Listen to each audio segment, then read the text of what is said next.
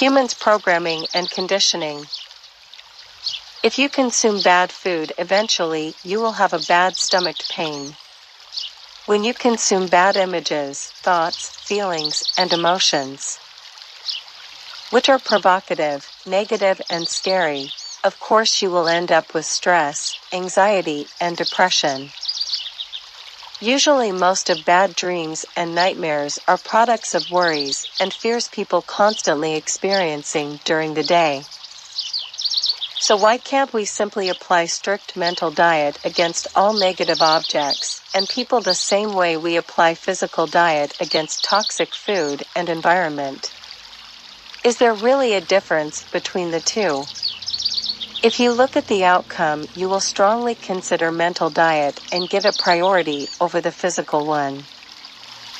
When people have bad nightmare experience, they often go directly to different interpretations for the content of those troubled dreams and visions.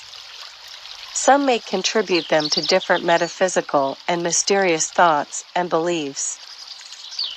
But if one can start with simple facts first, such as the kind of pillow you are using, or the type clothes you are wearing during sleep, body hydration, and room temperature, the meaning of those dreams will become very obvious and will make more sense. For example, if the pillow happened to be too low, the nostril airways of the nose will be blocked and the flow of oxygen to the brain will be less. In this situation, your brain will try to wake you up by all means to avoid suffocation problems, and so it will project your worst fears to shake the body up to wake up. You might experience someone trying to choke you with bare hands, especially someone from your memory archive whom you always consider a direct treat to you. If you go to bed wearing too tight clothes from the abdominal area, preventing your lungs to expand normally and breathe properly, your brain will project scary images to wake you up to adjust your sleeping position. The same goes for body dehydration during sleep or excessive water in the bladder, or consume too much salt, sugar, and cholesterol which your body needs to dispose of immediately. In fact, dreams and nightmares are some tactics the brain uses to raise awareness and draw attention towards serious treats to the body. Example: raising body temperature, increasing heart rates, releasing of hormones, muscle contractions, headaches, backaches, and heavy breathing. Your brain always considers your safety first. This is very natural. We are born with this mechanism. It happens unconsciously. This knowledge helps to keep one person always aware and conscious while dealing with people. For example, when a negotiation with a person failed and tension starts to arise, the brain will always switch to safety first and becomes offensive, so it will interpret any moves and words as a direct traits no matter how close the person is or the circumstances are. This defense mechanism is innate within humans and is always running in the background of their psyche. As a matter of fact, the body takes approximately 20 minutes to get rid of stress hormones, muscle contractions, and nerves impulses to down-regulate the body functions to normal state. This timing of 20 minutes is regular time to allow a person to calm down before considering to resume back talks, discussion, and negotiations. It is very important to recognize that both the body and the brain have their limits, rhythms, and resistance. It doesn't matter how good the sensations you are receiving. It is only when the brain regains consciousness and your body start to cool down and to down-regulate its functions back to normal that the person will sense the damage is done when engaging in activities. So better not to rely on sensations as a standard of measurement and as a reference. When we are highly preoccupied with a task to finish or a target to achieve or a deadline to finish, we become absent-minded and we expose our physical well-being to all sorts of danger and illnesses. This is where consciousness and awareness plays an important role to keep the person awake, vigilant and present against all sorts of illusions, addictions, and bad habits. Some modern devices have alarms and reminders to pull out the person from the fantasy world of Neverland which social media and modern concepts of communication have created, but the issue here is internally, inwardly, and within our psyche. So better to always go directly to the sources, that is to say to programming and conditioning of the mind in order to root out any addictions, dependency, attachment and identifications completely from its origins. Wishes, desires, fears, time, hope, and dreams are concepts and ideas which we were taught at an early age while we were unconscious and unaware, but now that person reached adulthood, it's time to detox, detach, unlearn, and to dispose those concepts, emotions, thoughts, and addictions without any divisions and conflicts.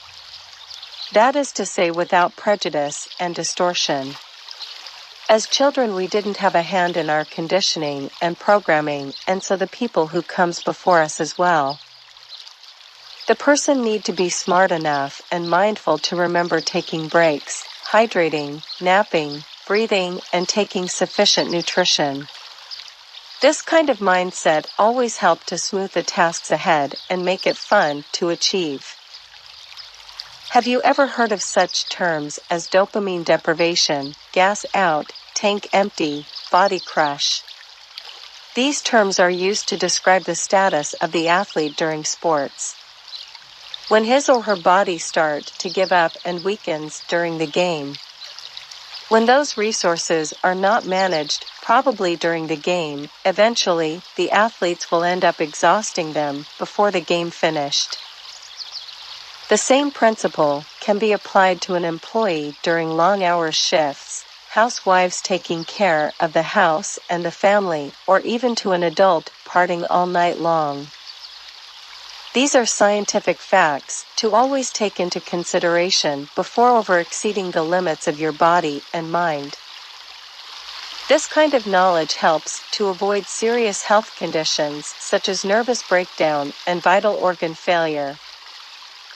Never mistake the good feelings, the luck of pain, the sensations of excitement as a good signs that everything is normal and under control. The brain under excitement will always try to suppress any kind of signals of pain which will be preventing this good sensations. To sustain this good and pleasant status of the mind, the brain overload the nervous system and overflow the bloodstream with strong hormones such as dopamine to increase excitement and endorphins to reduce the feelings of pain and tiredness. So, being aware and conscious of these facts can help to monitor consciously those good feelings and sensations. To watch them closely. To be in control, to be able to override them anytime necessary, and to be present, mindful, and aware how to manage your resources properly. For example, when these applied in sports, marathon runners are able to make it into the finishing line, or boxers to go for 12 long rounds by consciously managing and monitoring the game. What is life after all, but a game to be played well? Let's recapitulate what we have questioned, discussed, and investigated.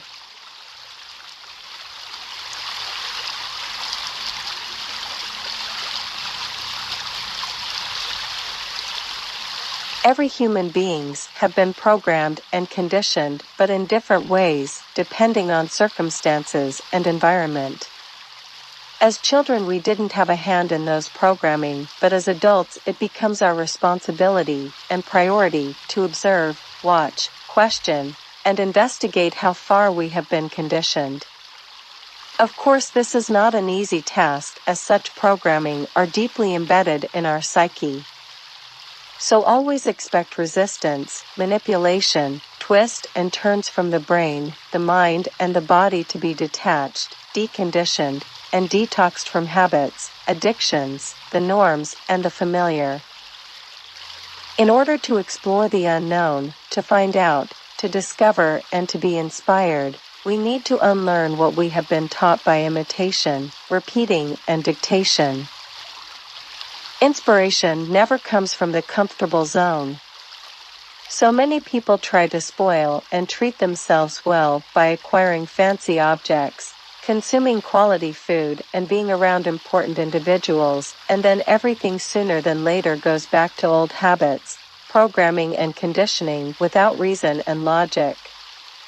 This is simply because the issue here is internal and never been external. It has nothing to do with the outside world. Once the person conquers the kingdom within, he or she can conquer any challenges. Remember, you are dealing with your own memory archive, your past experiences, and your own emotions, feelings, and thoughts. Once you make division and separation from yourself, there will be conflicts and distortions. Any attempt to run away, deny, or suppress any aspects of yourself will always result in conflicts, no matter what are the means of escape, whether in the forms of pleasure or pain. Eventually, the outcome will be the same. This is where observation comes in as the perfect option to watch and to see your own programming and conditioning as they are without any division and conflicts. Once you learn the art of observation, you won't fall into any traps, nor you will identify yourself with anything else but yourself. Being aware, conscious, attentive, mindful, and present in the here and in the now are the ultimate tools and means to simply observe own conditioning and programming without conflicts, divisions, and distortions. At the end of the day, nature will take its course. Your body will need rest and your brain will have enough shows. Your perception of things will start to look different. The brain will gradually lower its frequencies down and down to rest and digest mode. Many things which were very important to us during the day start to lose its value. All that tension, strain, stress, and resistance will cool off gradually. Then when we fall asleep, the brain starts to put things into order, which informations to retain in memory and to prioritize, and which informations is unnecessary to clear from the system. The brain cells began the washing process to get rid of all those chemicals and hormones released during the day. The body will start the healing process. This is how we woke up fresh, energetic, and healthy. So, is it possible for this process to happen during the day as well? Is it possible to keep things into order naturally? Can we register only the informations we need and erase immediately unnecessary feelings and emotions and thoughts? Of course we can. If this can happen during the night while we fall asleep, we can make it happen during the day while we are awake. It's all mechanical process. Let's keep investigating, questioning, and discussing to find out how this process works. Kindly keep in mind this is an open discussion and dialogue. There is no authority here to dictate you what to do, nor to repeat and imitate as we used to do during early ages of learning. This would contradict the main purpose of this essay. So let's keep questioning, discussing, and investigating as mutual friends without any authority. Thank you for sharing.